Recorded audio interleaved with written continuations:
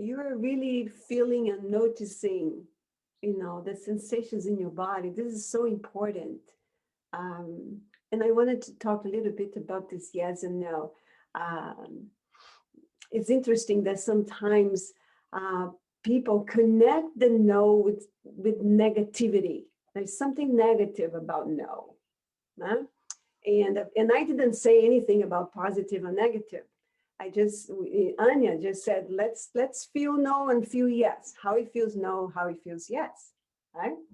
And and it's interesting to start connecting with the body in this response. Like I said, people that work with muscle testing, either body talk or other ones, we work with this yes or no all the time, right? Our body says yes, our body says no in this wisdom intelligence. Is not a mental thing.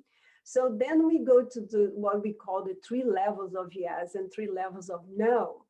That we have a yes and no, like body, a body language on this yes or no that express this yes or no. We have the verbal. We say yes and we say no. We're going to play a little more in the end. Hmm? What the problem sometimes with verbally is that we sometimes say no when we really don't mean to say no, or say yes when we really don't mean to say yes. So there is this conflict on this whole energy of body, mind, heart. Hmm? So we have the verbal level that is very superficial, that could and should express and communicate what is coming from the heart. Hmm? But this only is clear and able if we have this ability to know what we really want and what we are willing to. Because if this is not clear, our yes and no's, they are not going to be clear, especially the verbal one. Makes sense what I'm saying?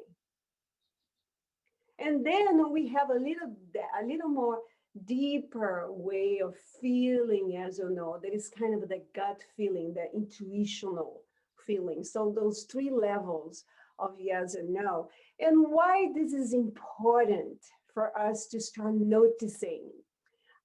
Not only when we say yes or no without the meaning of it, we really mean it, yes, really mean it, no, um, and be in the same frequency of your body, your heart, the somatic experience, this holistic experience of yes or no, because we know our heart knows before our mind, right? Our heart knows what we want before anything in your body, even your mind. But most important when we relate to other people, because we do not have to read minds to know when someone yes is really a no or maybe. If they tell us no or yes. But now you can have the ability to feel in your body.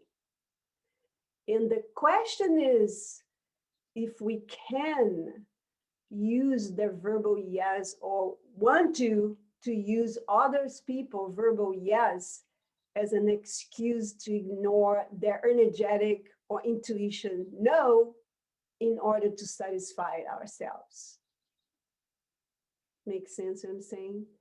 So when we notice even a person is saying yes, but we notice that it's kind of a wishy-washy, it's our responsibility to open up a conversation.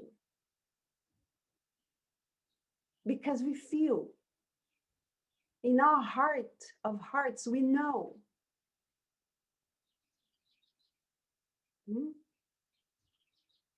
If not, we are manipulating and betraying ourselves at the same moment. So this ability, you see, I'm bringing the noticing in a deeper experience, right? That you can start widening your understanding and experience of your relationships with the world, even clients, right? Do you really believe that your client is able to open completely for you? Do you give your client the safe space that your client can tell you everything they want to?